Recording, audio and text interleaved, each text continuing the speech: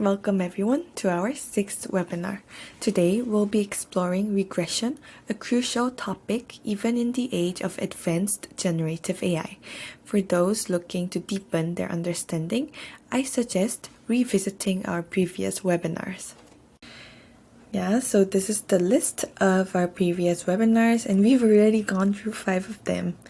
So over the next few months, we will build upon these foundations, delving into correlation and causation in a comprehensive examination of large language models, as well as how to write a good data report, and so on. So thank you for joining us on this journey of learning and discovery. So let's move on to our logistic regression for today. Why should we focus on regression?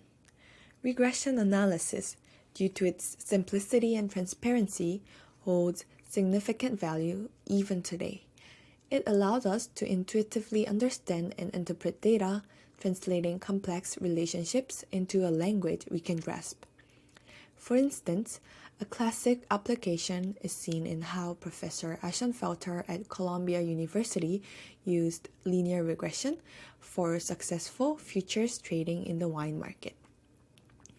Variables like temperature in winter and harvest precipitation are linked to wine quality. Assuming a linear relationship between these variables, we apply linear regression to construct a model illustrated in the pink box. For example, the price starts at $12 and intercept with winter precipitation increasing sales by $0.1 per unit, average temperature raising it by $0.6 per unit, and harvest precipitation decreasing it by $0.4. So understanding these relationships helps us make accurate predictions and informed decisions. Models range from white box models, which are straightforward and transparent, to black box models, which are complex and less interpretable. We'll discuss how these different models can be used for varying purposes, from prediction to understanding complex phenomena. In choosing a model, it's crucial to consider whether our goal is prediction or explanation. So simple models may offer better interpretability but may not capture all the complexities of real-world data. We'll explore how to balance accuracy with understanding in our models. Next, we'll discuss the significance of fairness and transparency in regression modeling. Complex models like SVMs can lead to biased outcomes, emphasizing the need to balance accuracy with fairness in our models. In the lower left side, this model, we can plot income on the x-axis and total existing loans on the y-axis for lending decisions. We consider approving loans for individuals with high income and low loan totals. To do this, we draw a diagonal line on the graph, and applicants above this line who either have high loan totals or low income are likely to be rejected. This rule aims to minimize the risk of bad debt, though it's not a perfect measure of creditworthiness. We also use advanced nonlinear models like SVM support vector machines for decision making. These models can sometimes lead to unfair outcomes. For instance, a person with a slightly higher loan amounts or marginally low income compared to another might be denied a loan depending on the model's criteria. So this raises concerns about fairness, highlighting the need for careful analysis and equitable treatment in decision-making processes, whether it's for customers or employees. Linear regression analysis is essentially about drawing the best fit straight line to explain variations in y values. This line is mathematically optimized to minimize the distance from the straight line and the data points, spotted as green dots, known as residuals. Our goal is to find the line that best explains our data. As a fundamental algorithm in both statistics and machine learning, linear regression is used for numerical y values in supervised learning. We'll examine it from a machine learning perspective, focusing on its role in finding linear variable relationships. The use of least squares and gradient descent methods will be demonstrated. So as we just saw in the slides before, residuals in linear regression can be negative or positive. So to counter this, we square these distances leading to the method known as least squares or OLS. So this method helps us find the line that minimizes these squared distances. So let's consider a scenario in the military where we're assessing commander potential. Linear regression helps us understand the relationship between variables like IQ scores and command potential, with our regression line representing the best fit. The end result is a linear function y equals b sub 0 plus b sub 1x plus the error.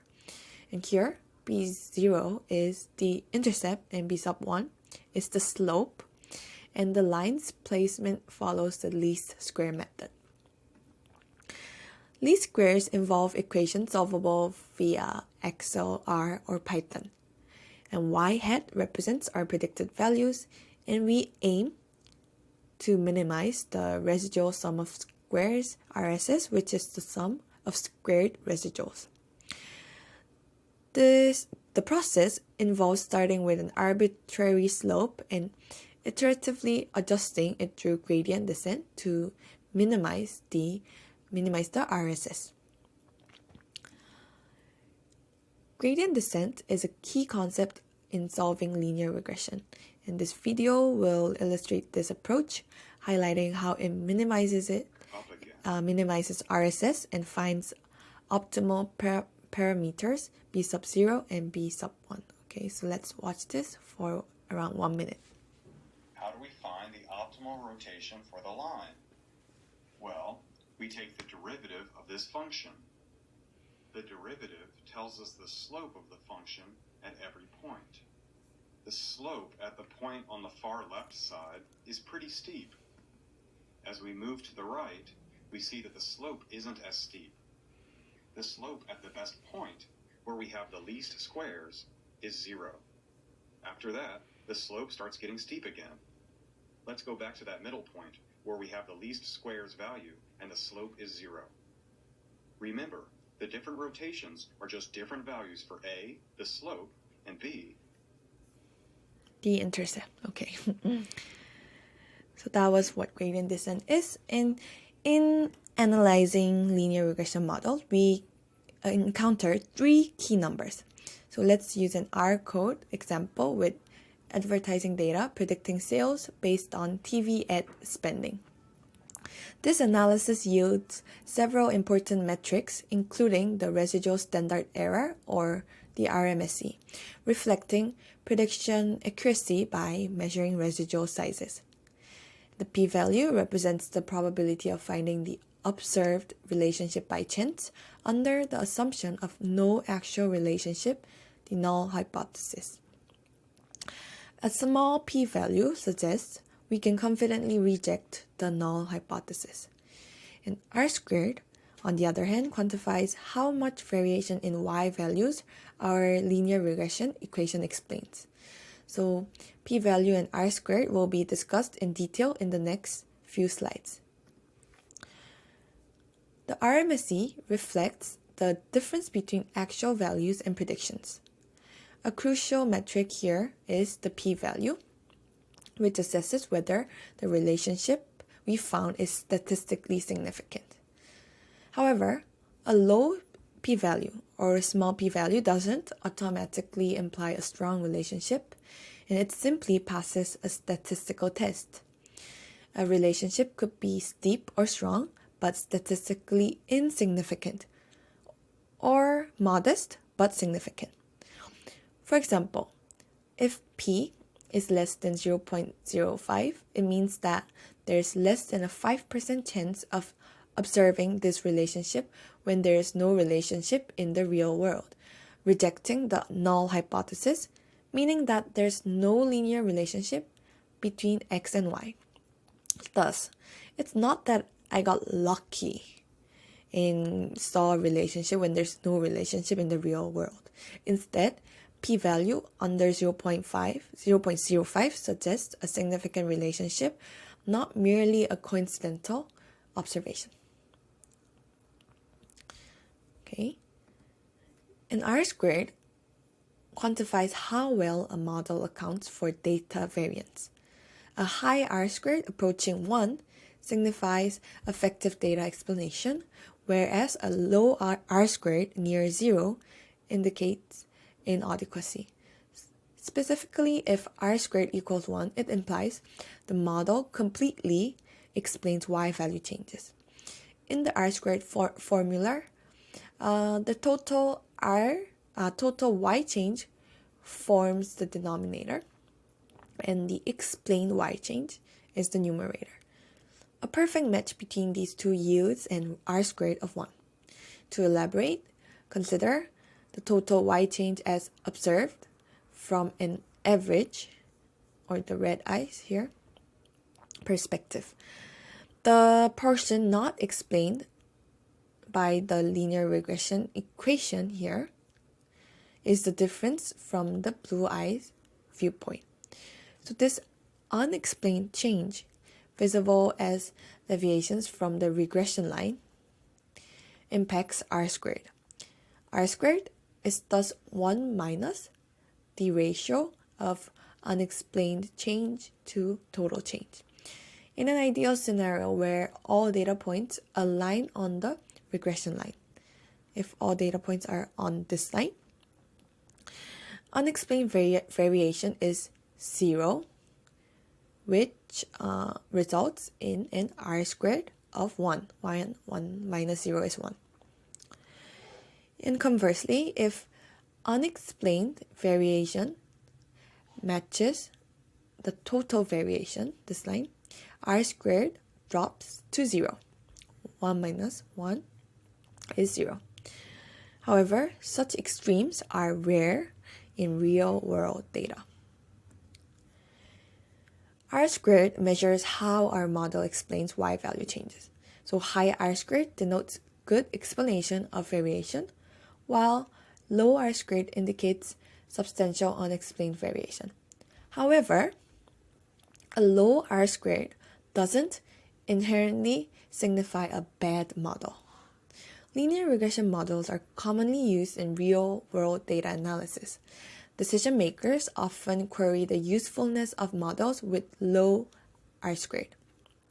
But a low R-squared doesn't automatically render a model ineffective. It's crucial to assess the data's nature and how well the model fits it. For example, consider these two data sets with identical linear regression equations, y equal 44 plus 2x, both showing low p-values and statistical significance. Despite the same equation, their data distributions differ. On the left, the R-squared is 0.14, explaining around 14% of Y value variation, while on the right, it's 0.86, explaining 86% of variation. This doesn't imply the right model is superior, but that its data aligns better with regression line. For example, again, let's say that on the left is the size of our store in Seoul and its sales with a low R-squared, indicating a weak correlation, while in Busan, on the right, with a high R-squared, might suggest a strong correlation. But this doesn't mean that the model is ineffective in Seoul. It's more about understanding the underlying patterns and trends. So even with a low R-squared, it's possible to discern trends and make informed decisions. For instance, increasing store size in Seoul might result in varied sales outcomes, but the overall trend could still be upward. Therefore, while R-squared is vital for assessing prediction accuracy, a low value doesn't negate the model's usefulness in identifying trends and impacts. When it comes to linear regression with multiple variables, I advise caution. While multiple linear regression can handle more than 2 variables, using too many can reduce interpretability due to collinearity among variables. It means they are interdependent and not independent, so this can lead to misleading interpretations. However, in a multivariate context, techniques like gradient descent can still be utilized to minimize distances in a multidimensional space. Choosing variables in linear regression, especially with multiple variables, is critical. Linear regression may not be optimal for prediction accuracy. For example, in studying sun exposure and skin cancer, irrelevant variables like car type can create misleading results, misleading predictions due to their lack of independence. So consider a scenario where the coefficient of sun exposure T is -1 here, erroneously indicating that more sun exposure reduces skin cancer risk. A strong correlation between sun exposure and car type might arise, perhaps due to preferences in a hot country. Such instances show the challenge of interpreting multiple regression due to variable interdependence, making it a less recommended approach. Linear regression's limitations are evident in capturing non-linear relationships. In an advertising data example, the low R-squared value was improved by categorizing the data like this, using this binning in HEARTCOUNT, which helps represent non-linear relationships and enhance model explanatory power. In a closer look, R-squared nearly doubled from 0.05 to 0.1 in the newspaper variable, and linear regression struggles with data exhibiting fluctuating patterns, but binning can effectively visualize such ups and downs relationships, albeit within certain complexity limits. Okay. For our practical exercise, we'll use a standard advertising dataset. This exercise will demonstrate linear regression analysis in a straightforward and time-efficient manner, highlighting the fundamental concepts. Before diving in, let's take a look at the HTML files here for yourself. This one is the R notebook. Here, how I did the regression analysis with R, and this one here is the HEARTCOUNT platform used for regression analysis. Right here, you can see that these tools, whether R or HEARTCOUNT, serve as means to the same end, facilitating our statistical analysis. Okay, so that's it. And let's look at our CSV dataset.